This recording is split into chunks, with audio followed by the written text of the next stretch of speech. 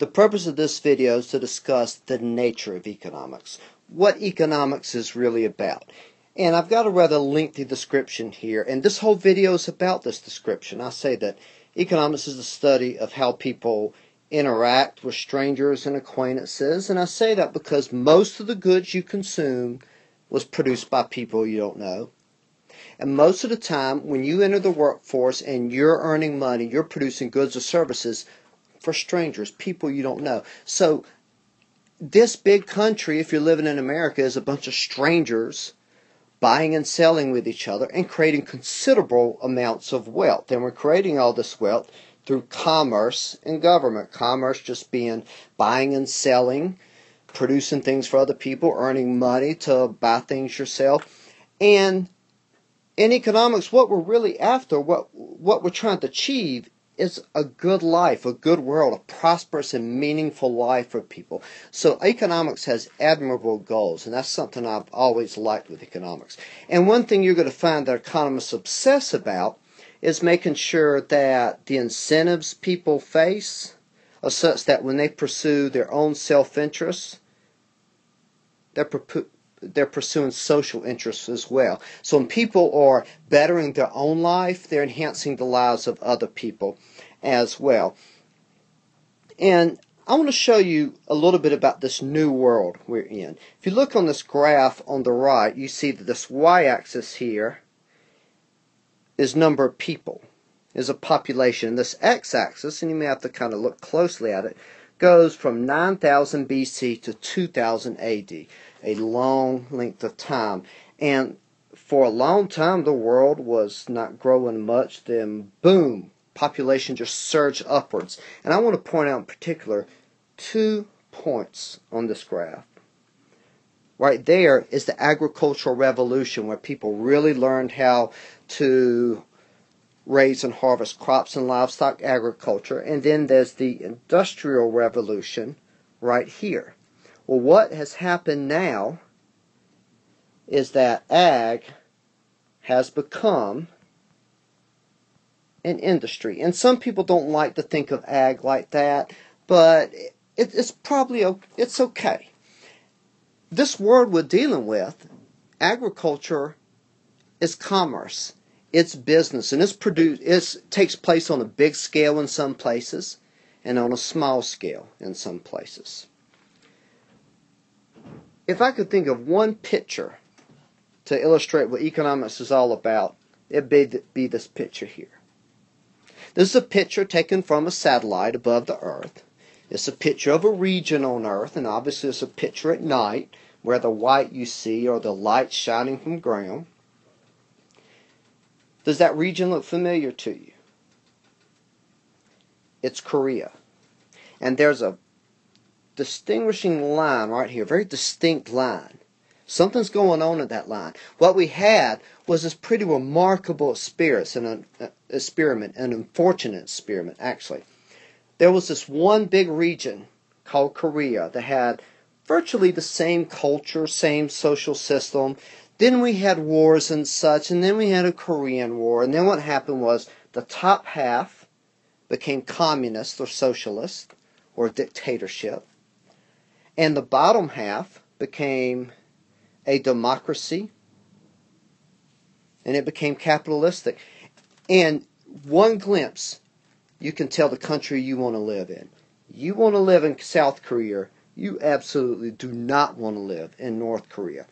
Well, what's the main differences between those two regions? The obvious one is government. South Korea has a democratic, more effective government, a freer people, but also has a lot better capitalistic center. It's a center, it has a system where when people do business, they're doing well for themselves, but they're helping everyone else as well. And that's where you get all these lights. These lights represent wealth. People who have the wealth to burn lights at night. Over to the right here, there's a quote. I'm not going to read the quote, but you might want to pause it and read it.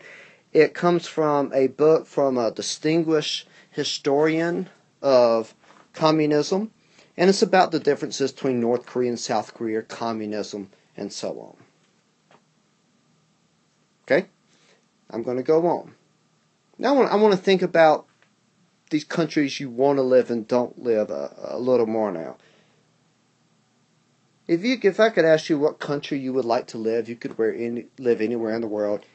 It's likely you might pick one of these regions, the U.S., Australia, Luxembourg, or Sweden. These are places that are wealthy, that are free, that have a good government. You don't want to live in Russia or Chile. Not only do they have a bad government, their system of business just doesn't work very well. But freedom is spreading throughout the world. Even communist China has learned that it has to have a capitalistic private sector if it's ever going to gain any wealth. And look at this bottom graph right here. Look at what's happened over time. This is one of the most glorious things you could ever observe about the world. On the x-axis, you see these are years going from 1900 to 2010. So this is the last 110 years. And look what's happened with the world population. Population has exploded. Far more people live on Earth than they used to. Now you might think that all these people, it's hard to feed all these people, food prices would be high. Nothing of the sort. The green line is an index of food prices. And the brown line, and I traced over the blue line, is the trend in those food prices. At the same time population has exploded, food prices have gone down and down and down. And the reason is, for a successful farmer or business, you have to be very efficient. You have to learn to produce more with less to lower your costs. Well, when you lower your cost, food prices go down with it. This is something that came from the marketplace. This wasn't something government planned or could plan. It happened as a natural part of an effective partnership between good commerce and government. Now, if you're a college student, you may be particularly interested in this right graph. This graph shows you can ignore these numbers right here. The graph shows the number of minutes someone has to work in different countries to buy a certain amount of beer. And look who's winning the race. Number one, U.S. In the U.S., you have to work less time to buy beer than any other country in the world. Look who's losing. India, Philippines, Colombia, Nigeria. These are not places you want to live.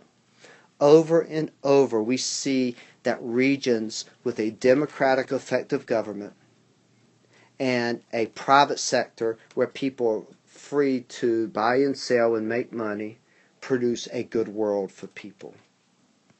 Now, let me summarize what's so good about this world that people find in modern democratic countries. One thing is you see lots of commerce. Commerce taking place in instances where people trust each other. This picture is the best picture I have of commerce. I like this picture. Look at what they're doing. These two grown men, they look like business people, they are. They put their hands underneath the towel, and they're not thumb wrestling anything. They're talking to each other with their fingers. And what they're actually doing is negotiating a price of a good. Something about the way they tap their fingers, they're, going back and forth, often a high price, low price. They're negotiating a price. They put a towel over it so no one can see the price that they negotiated.